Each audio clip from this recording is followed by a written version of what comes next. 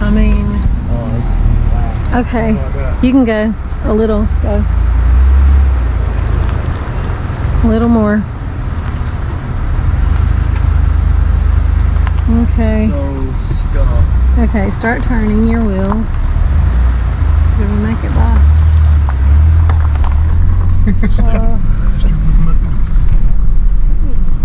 Sorry. He wasn't helping us any. No. You could homestead it up here. He could have the coolest life ever. It's like the worst place to meet somebody. That was so. We did it. There is no ledge. I mean, it's the ledge. There is no like a barrier. It's just you and the mountain.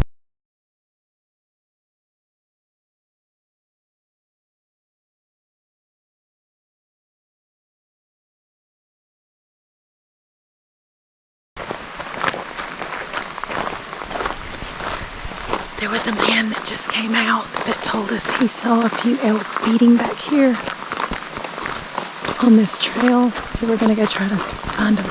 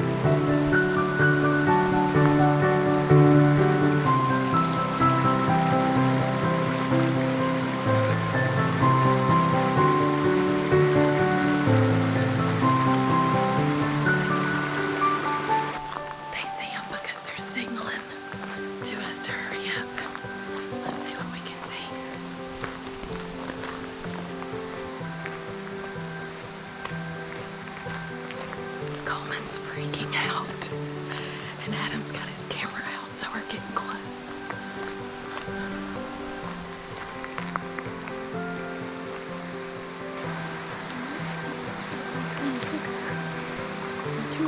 Where?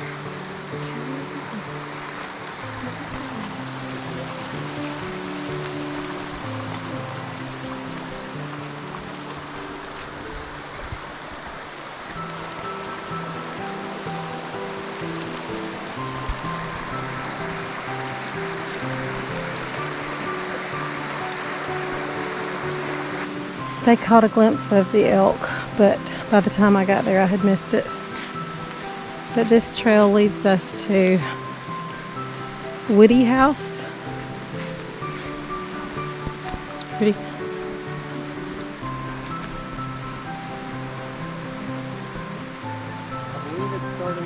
What did y'all see?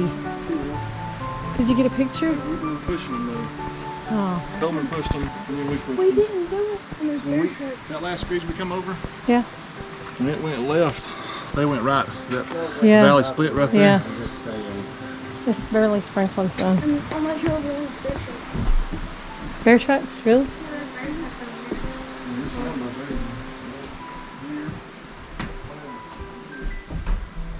Woo! Enter at your own risk. The floors are very... Yeah, Mom, I wouldn't be in here. Well, I mean, they leave it open for people to look in. No, they leave it open because Animals come in here to sleep. Is it a hotel for bears? We did find some bear tracks, and it's starting to rain on us. Oh, we're going to get in this house. Come on, y'all, get in that house. See the bear tracks?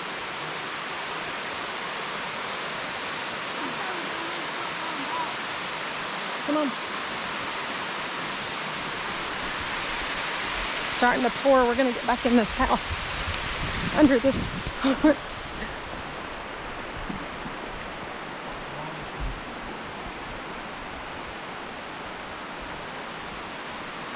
about perfect timing.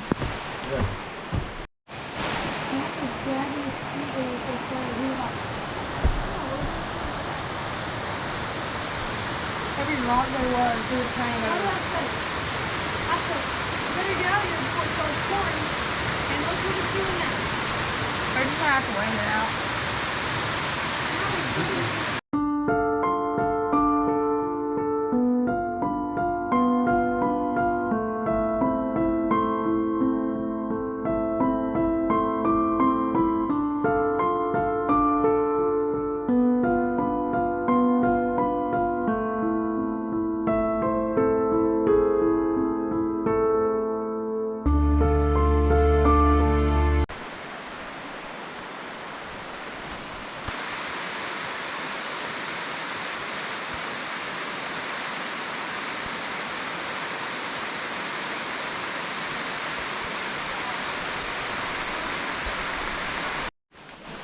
We've decided to brave the rain. It slacked up a little bit, but we stayed there for probably 45 minutes on the porch. There's Crawford, he doesn't like to be videoed. So the snake was somewhere near here, and I'm a little worried about these tiny bridges we'll be crossing.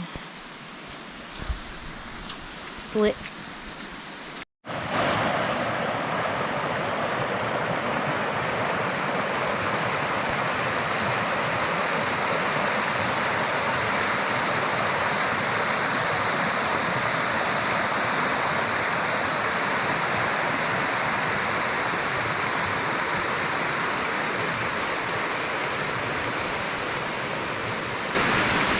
What is this monstrosity? Are you scared of a rainbow? It's my do-rag, I told you. That's the biggest do-rag I've ever seen. Fro would be proud.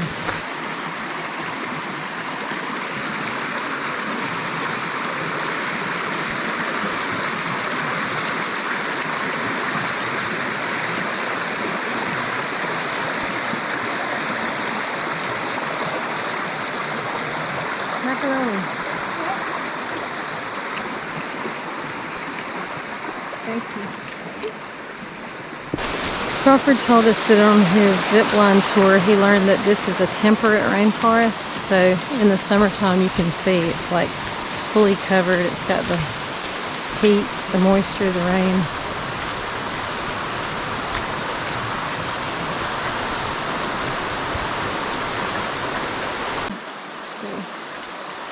One, two.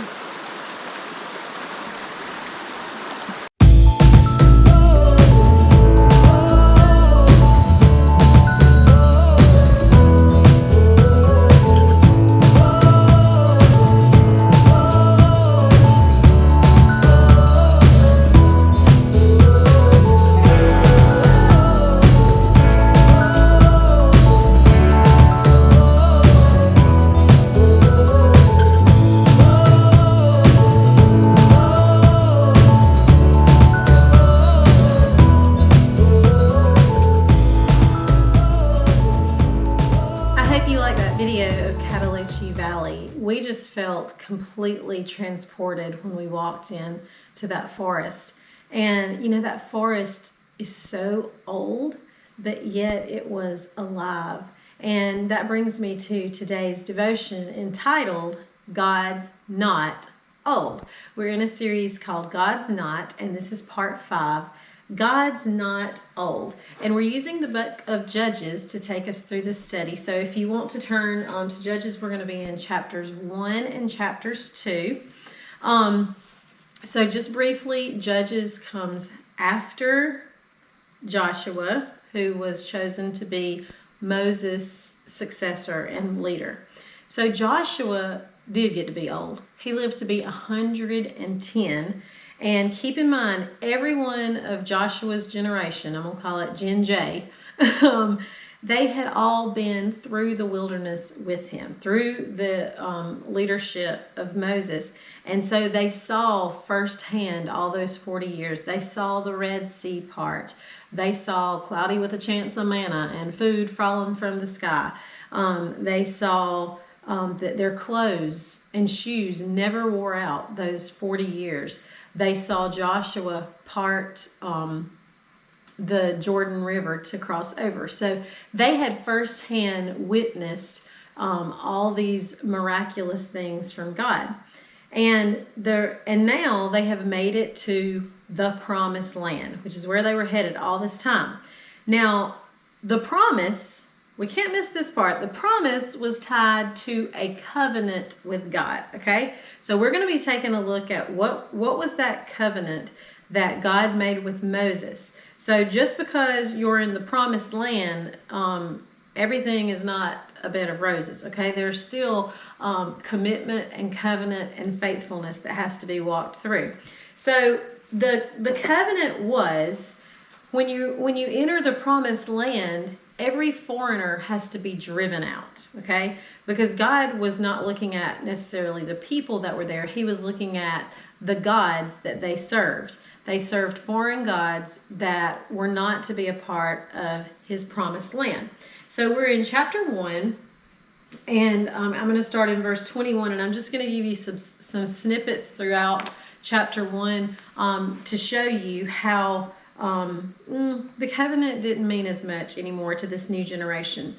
Verse 21, at the same time, the Benjamites did not drive out the Jebusites who were living in Jerusalem. The Jebusites had lived among them, the Benjamites in Jerusalem to this day. Verse 27, Manasseh failed to take possession of Bethshean.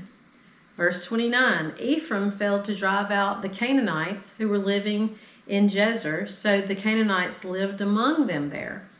Verse 36, Zebulun failed to drive out the residents of Kitron or the residents of Nahal, so the Canaanites lived among them as forced labor.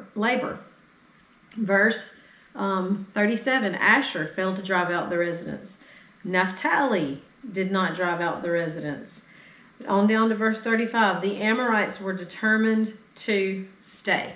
So let's go back to the covenant. The covenant was drive out all the foreigners, and that did not happen. So we see that they show partial obedience. Yes, they drive out some, but then the ones that are left, they think they might have a better idea for these. So they did not drive the foreigners out completely. Some stayed, and they began to use them for their own purposes. They were servants. They did different things among them.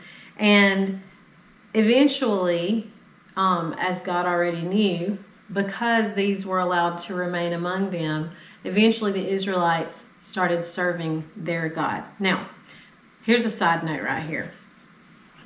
Let's take stock of our own lives.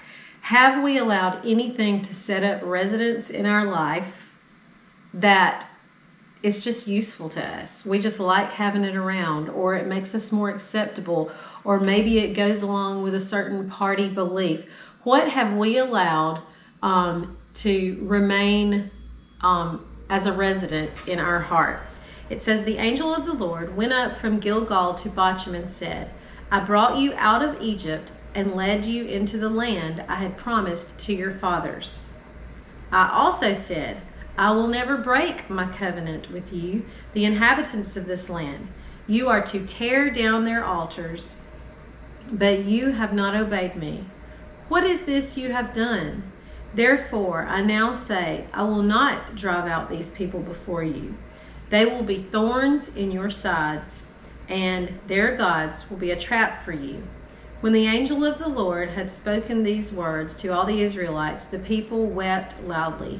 So they named the place Bochum and offered sacrifices to the Lord.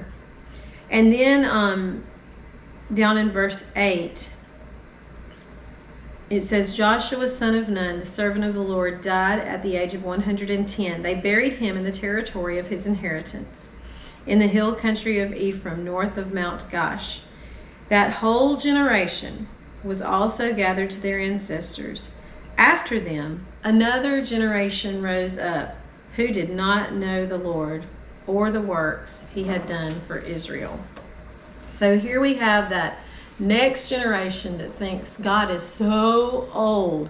That's Joshua's God. That's Moses' God. That's not our God. Surely we're going to get an updated version of God. And so this generation rose up and they just looked at Joshua's generation and God as outdated. They had a more contemporary approach to God.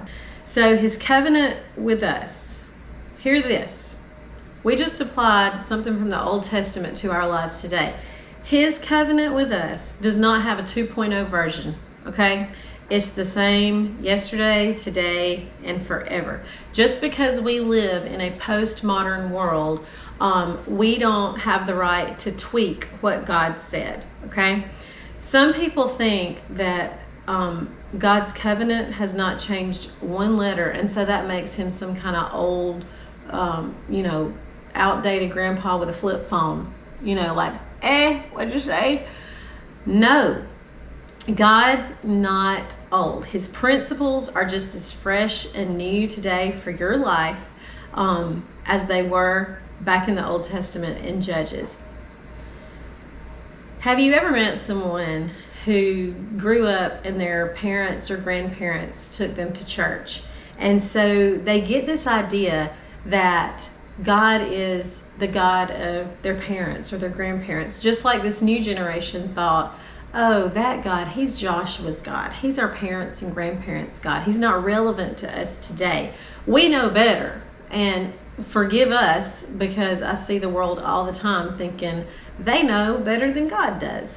And so he is not the God of our ancestors or our parents or our grandparents. He is living and active today in our lives. Let's look at Isaiah. This is 40 verse 31. And it says, but those who hope in the Lord will renew their strength. They will soar on wings like eagles. They will run and not become weary. They will walk and not become faint. So I think we have it backwards here. When we don't hope in God, we're the ones that get old and quick. So God is not old. He is not hard of hearing. We are. We're the ones who need to open our ears and attune our ears to what God is telling us. So Dirt Road believers, there you have it. God's not old. Thank you for joining me for today's devotion. I'm really enjoying this series with you, and I hope wherever you are today, it is sunny and beautiful. Get outside and enjoy it. Hey, have a great day, and until next time, slow down. Take the dirt road.